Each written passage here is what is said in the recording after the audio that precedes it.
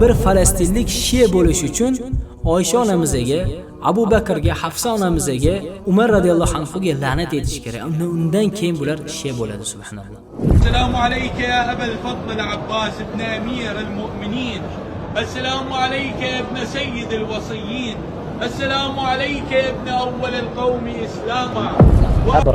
أبرأ إلى الله وإلى رسوله من أبي بكر وعمر وعثمان وعائشة وحفصة لعنة الله عليهم. Qana qilib ular bilan ziyorat shahar yurish mumkin, subhanalloh. Qana qilib bularga Allohning rahmatini tilash mumkin. Xomaney shahid bo'ldi deb umid qilinadi. Chunki dushmanning quroli ostida vafot etyapti-da. Lekin musulmonman degan odam dushman quroli bilan dushmanga qarshi mujodalada vafot etsa, shahid bo'ldi deymiz uni. Shahid bo'ldi deymiz uni. Vallohi bular bizlarning birodarlarimiz emas. Bular Yahudi va Nasroniylardan da ko'ra xavfli bo'lgan toifa hisoblanadi. Erkeklardek yaşatqın meni, bilib yaşay izzatarimni. İslam üçün bulaydı qalqan, qurban qilib jismu jonim. Assalomu alaykum va rahmatullohi va barakatuh. Kunimizda hammaning diqqati Eron, Isroil va Amerika o'rtasidagi jangga qaratilgan. Men ushbu vaqtdan foydalangan holatda sizlarga va sizlarning oxiratingizga foydali bo'lgan ba'zi bir eslatmalarni qilmoqchiman. Diqqat qilinglar. Alloh azza va jalla va payg'ambarimiz sollallohu alayhi va sallam yomon ko'rgan, nafratlangan insonga borib, sizga Allohning rahmati bo'lsin, Allohning jannati bo'lsin, siz Allohning yo'lidagi shahidsiz deya olasizlarmi? Shu narsaga sizlarning jur'atingiz yetadimi, ha? Yoki bo'lmasam, bir inson sizlarni onanglarni zoniyalikda ayblab Allohning la'natini tilab turgan vaqtda shu inson bilan do'st bo'la olasizlarmi? Do'st bo'lib ziyorat shahar keza olasizlarmi? Albatta yo'q. Bu odam sizlarning birinchi raqamli dushmaningizga aylanadi. Ming afsuslar bo'lsinki, ey xalqim.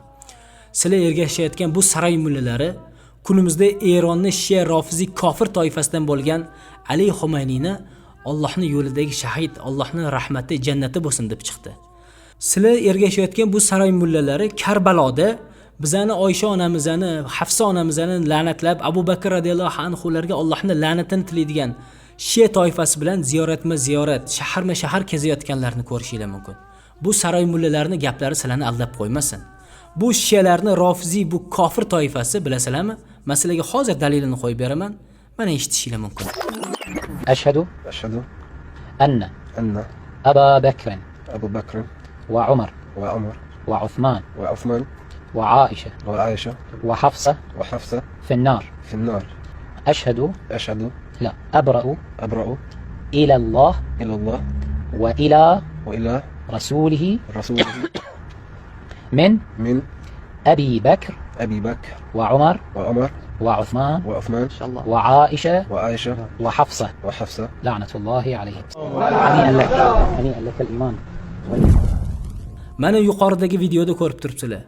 Bir falastinlik shiya bo'lish uchun Oysha onamizga, Abu Bakrga, Hafsa onamizga, Umar radhiyallohu anhuga la'nat etish kerak. Undan keyin bular shiya bo'ladi, subhanalloh. Agar bu saroy mullalarining onasidan so'ksiz ko'tara olmaydi, nega butun ummatni onasini zoniyalikda ayblab turgan bu shiyalarni Allohning rahmati bo'lsin, Allohning jannati bo'lsin, ular bizni birodarlarimiz deb turibdi. Vallohi bular bizlarning birodarlarimiz emas. Bular Yahudi va Nasroniylardan da ko'ra xavfli bo'lgan toifa hisoblanadi. Ibn Taymiy rahimahulloh aytadiki, bular Yahudiylardan da ko'ra, Nasroniylardan da ko'ra bu islomning ashaddiy dushmanlari hisoblanadi va jang birinchi mana shularga qilinishi kerak o'zi. Iroqda, Shomda bizani musulmon opa-singillarimizni, musulmon birodarlarimizni qonini to'kkan ham mana shu shiyalar bo'ladi, subhanalloh. Alloh azza va jalla Oysha onamizni poklab turgan vaqtda ulaika mubarrauna mimma yaqulun. Ana o'shalar Oysha onamizni tuhmat qilayotganlar gaplarni Oysha onamizni pokdir deb turgan vaqtda, subhanalloh, qana qilib bu shiyalarni do'st tutish mumkin? Qana qilib ular bilan ziyorat shahar yurish mumkin, subhanalloh? Qana qilib bularga Allohning rahmatini tilash mumkin? Shu darajada ham xoin, shu darajada ham iflos inson bo'lish mumkinmi odam-a? Ey xalqim, kimga ergashayotganingizga diqqat qilinglar. Va shu o'rinda shuni ham ta'kidlab o'tib ketamanki, bu saroy mullalari tashqaridagi da'vatchilarni, yahudiylarni odami deydi-ku. Alloh bu shiyalarni ham, yahudiylarni ham, demokratlarini ham, nasroniylarni ham jazosini bersin va biz ulardan bariymiz. Assalomu alaykum va rahmatulloh. Erkeklardek yaşatqın meni, bilib yaşay izzatarimni. İslam üçün bulaydı qalqan, qurban qilib cismu canimni. Erkeklardek yaşatqın meni, bilib yaşay izzatarimni. İslam üçün bulaydı qalqan, qurban qilib cismu canimni. Acizdur men yegane Rahman, qilgan bilan ko'p ishni arman. Vermesen ger manga kuch madar, bulur bahar men uchun qahrton.